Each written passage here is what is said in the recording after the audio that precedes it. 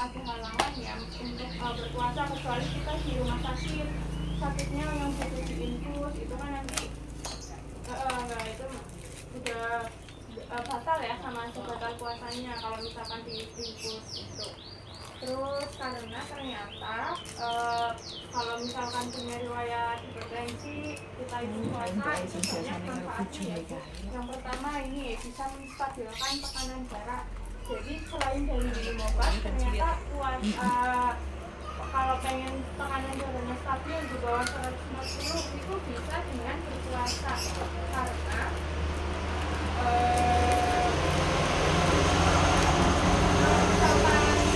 puasa kan biasa, kalau nggak puasa itu kan maknya biasanya sembarangan gitu. Maksudnya lagi kondangan misal lagi jagung ya, apalagi kan nanti dapat makanan itu kan nggak tahu ya, apalagi sebenarnya kita tuh lagi diet diet yang asin-asin. Nah itu tapi karena lagi jagung ya udah lagi makan dulu sekali aja gitu, untuk sehari. Nah kalau puasa kan jadi nggak ada jagung ya, jadi kita ngurangin juga makanannya. Terus kalau puasa juga biasanya orang, karena selain makan itu kan dari kayak emosi, rasa stres, biasanya puasa kan jadi lebih adem ya hatinya ya, jadi nggak ada emosi, nggak stres. Itu bisa mengurangi untuk pengaruhnya sama hormon yang bikin tensinya inbil, itu namanya ada hormon adrenalin. Makanya itu kalau misalkan kita puasa makanya jadi lebih teratur, terus emosinya lebih teratur, hormon adrenalinnya turun, tensinya jadi ikut turun, ikut terkontrol gitu. Terus yang kedua, tadi kan yang pertama menstabilkan tekanan darah nih. Yang kedua bisa menurunkan kadar kolesterol. Soalnya tensi ini biasanya hubungannya ya kali kolesterol, karena kolesterol kan sumbernya dari yang lemak-lemak, minyak-minyak nih. Sama kayak tensi, hubungannya juga dari lemak, minyak-minyak gitu. Terus jadi kalau misalnya kita puasa ya tadi karena ngurangin makan, jadi lemak minyak yang dimakan lebih sedikit, jadi kolesterolnya lebih teratur. Sama yang ketiga itu bisa untuk membuang racun ya. Jadi kalau misalkan kita puasa itu kalau misalkan puasa kan makan minum banyak ya, tapi kita tetap beraktivitas. Nah itu racunnya dikeluarkannya itu lewat keringat. Jadi puasa bisa mengurangi racun dari keringat yang kita keluarkan, terutama kalau aktivitas ringan gitu. Iya, dari pipis juga buang. Itu mungkin racunnya lagi dibuang, apalagi kalau puasa ya biasanya habis sahur, habis subuhan tuh sering kebelet pipis ya itu. Terus sama dari buang air besar atau bucal itu juga ternyata walaupun kalau puasa biasanya bucalnya jadi jarang ya, biasanya mungkin sehari sekali, kalau puasa jadi 2-3 kali sehari gitu. Jadi kalau terus ya tadi ya, jadi yang pertama tadi kan bisa menstabilkan tekanan darah, manfaat puasa ya, bisa buat yang kedua tadi menurunkan kolesterol, sama yang ketiga jadi membuang racun. Nah terus ini ada beberapa cara dalam berpuasa bagi penderita hipertensi agar biar enten manfaatnya. Yang pertama itu bukannya pakai menu yang sehat, yang disarankan itu ada sayur, buah-buahan ya. Terus kalau misalkan yang punya kolesterol tinggi, tensi tinggi itu ngurangin ya mbak, ini santenan itu nih, santenan. Terus yang daging merah, daging kambing, sapi itu dikurangin. Maksudnya nggak misal setiap buka puasa harus ada santan, harus ada sate gitu ya, itu dikurangi. Terus boleh tapi kayak sekali atau seminggu 2 minggu sekali gitu boleh. Terus digantinya misal pengen ada dagingnya, digantinya kalau bisa ikan atau ayam, tapi yang rendah kolesterol, berarti yang nggak asin-asin atau nggak yang pakai minyak ya. Misalkan seringnya pakai ikan asin, itu diganti ikannya jangan yang asin gitu. Terus hindari makanan asin, ini juga ya. Kalau punya hipertensi terutama itu hindari kadar garam yang tinggi kayak tadi contohnya telur asin, ikan asin. Terus hentikan kebiasaan minum kopi sama teh manis ya. Jadi kalau misalkan jenengan punya riwayat gula, sahurnya riwayat gula, riwayat tensinggil, biasanya sahurnya pengennya ada teh manisnya. Itu kalau bisa dihindari, biasanya pakai air putih mawon, kopi juga, atau jus itu boleh, atau buah malah boleh. Kalau buah malah bisa BAB-nya makin lancar. Terus ini ya Mbak, cara konsumsi obat. Kalau kita kan ini Bapak Ibu konsumsi obat setiap hari ya, walaupun puasa masih lanjut minum obat ya. Itu udah tahu belum? Kalau misalkan sehari sekali minumnya berarti misal sehari sekali malam hari itu minumnya kapan? Sore, Pas ini kalau puasa. iya. Kalau puasa pas buka. Kalau 2 kali sehari. Waktu sahur ya. Iya, sama pas buka puasa ya. Ya.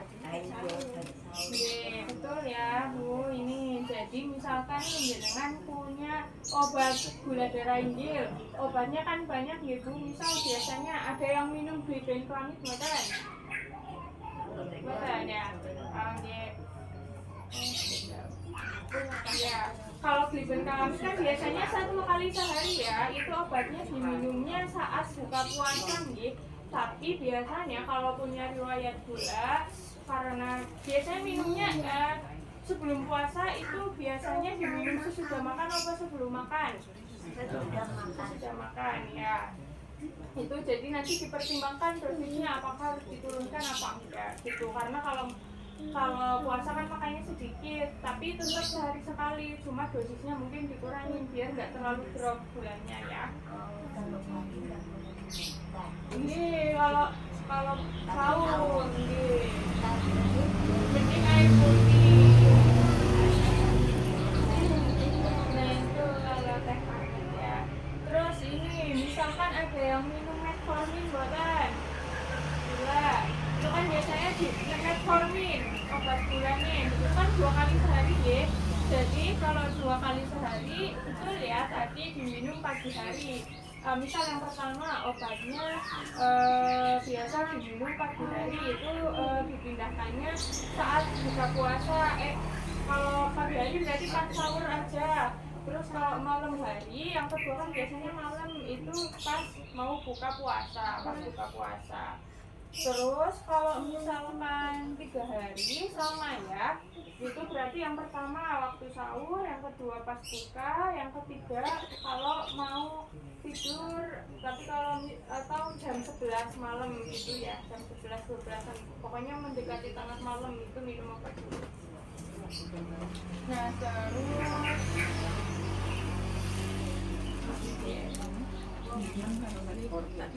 terus kalau misalkan punya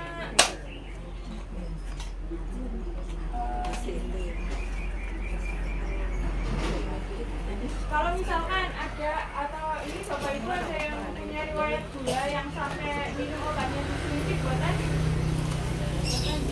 ya ternyata kalau di sini kalau misalkan Bapak Ibu yang punya riwayat gula tapi minum obatnya yang lewat suntikan biasanya di perut, itu nggak disarankan puasa, apalagi kalau nyuntiknya sehari bisa 3 kali karena biasanya itu gulanya kan belum terkontrol ya, masih tinggi banget, jadi tidak disarankan puasa. Tapi kalau minum obatnya lewat minum nggak apa-apa untuk puasa. Kalau misalkan sekali sehari masih boleh puasa, itu menjelang buka puasa diminumnya yang disuntik ya, atau ya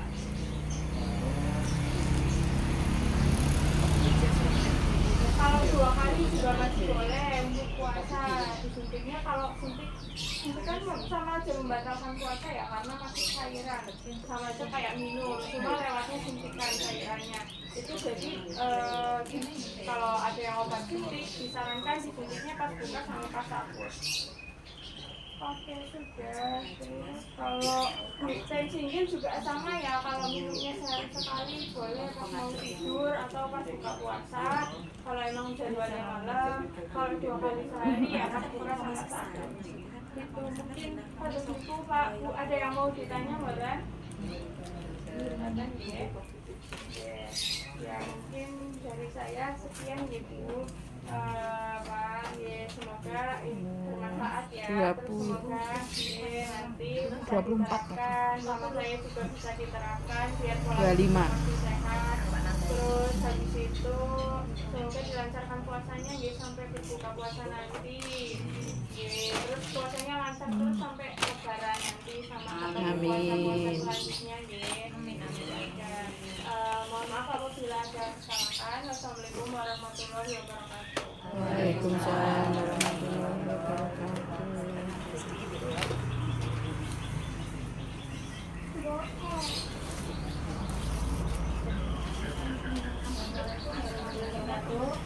Waalaikumsalam warahmatullahi wabarakatuh. Pak, tadi nggak ada yang bertanya ya sama Bu Dokter? Beneran kan? Oke, saya nambahin sedikit. Karena di bulan Januari kemarin ada pengurangan dari pemerintah itu maksudnya dari pusat ya, itu ada pengurangan BPJS yang banyak sekali, ada 616.000 jiwa yang dinonaktifkan. Dan di Purwantoro sendiri maksudnya yang masuk ke wilayah Purwantoro 1 ya, dari 10 desa itu ada 2.139 yang dinonaktifkan. Nah, salah satunya mungkin nanti dari Bapak Ibu juga ada yang terdampak nih, ada yang terdampak dari penonaktifan itu. Nah, biar jenengan dapat misalnya jenengan bisa dapat BPJS lagi dari pemerintah, nanti nyuwun tolong yang BPJS-nya sudah tidak aktif, nanti koordinasinya dengan desa nih, tanya ke desa kira-kira kalau mau pengajuan BPJS dari pemerintah lagi masih bisa napa mboten. Soalnya nanti yang memproses itu dari desa. Kita yang dari puskesmas itu hanya mengeluarkan surat keterangan sakit. Ya, kita yang di puskesmas hanya mengeluarkan surat keterangan sakit. Bukan mengaktifkan. Kayak gitu. Oke. Itu. Terus jenengan mesti bertanya, kok aku di mateni dinonaktifkan kartuku ki sing mateni sapa gitu ya. Itu bukan siapa-siapa. Sebenarnya itu yang mematikan jenengan sendiri. Jenengan sendiri, tanpa sadar jenengan sendiri. Karena apa? Sekarang itu semuanya tersinkronkan lewat NIK. Gitu, nomor induk kependudukan. Apapun itu mesti mencantumkan NIK. Nah, kok bisa jenengan sendiri yang mematikan?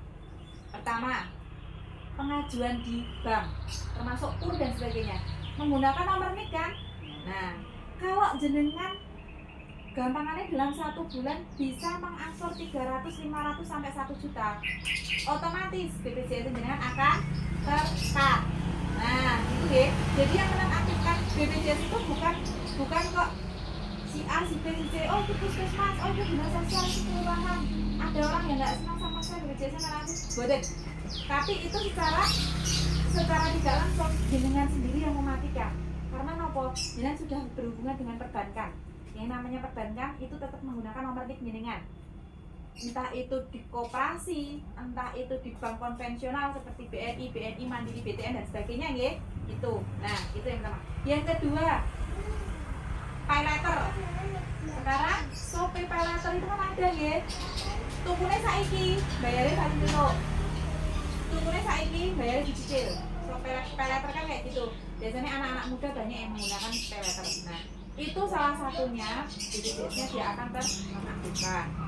Pinjol itu juga salah satunya. Pinjol itu apa? Pinjaman online ya, Bu ya. Jadi jenengan cukup upload KTP, nanti jenengan akan dapat pinjaman. Nah, itu salah satunya beberapa itu. Nah, selain jenengan pinjaman di bank, jenengan dari meteran listrik yang jenengan. Kalau meteran listrik yang jenengan itu bukan yang subsidi, secara otomatis nantinya itu juga akan terkat. Karena niku lem mata ini berarti kok langsung saiki tapi bertahap. Karena sistem yang bekerja, jadi sistem bekerja, oh ini 1000 orang ini yang tidak masuk kriteria 20 yang dinonaktifkan.